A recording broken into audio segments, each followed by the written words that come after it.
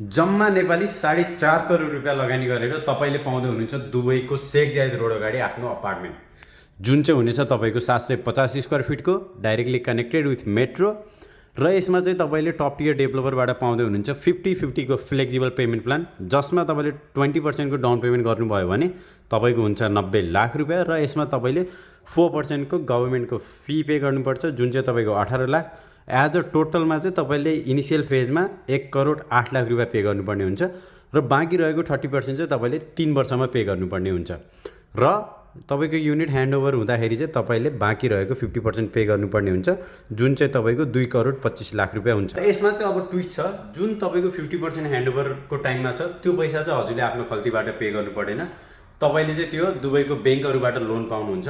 दुबईमा चाहिँ के छ भनेर भन्नुहुन्छ भने हजुरको apartment more than 70% construction ready छ भने चाहिँ हजुरले चाहिँ ब्याङ्कहरूबाट मोर्गेज यानि कि होम लोन पाउनुहुन्छ। सो तपाईँको चाहिँ अलरेडी युनिट ह्यान्डओभर भइसकेको छ, सो तपाईँले चाहिँ इजिली पाइहाल्नुहुन्छ।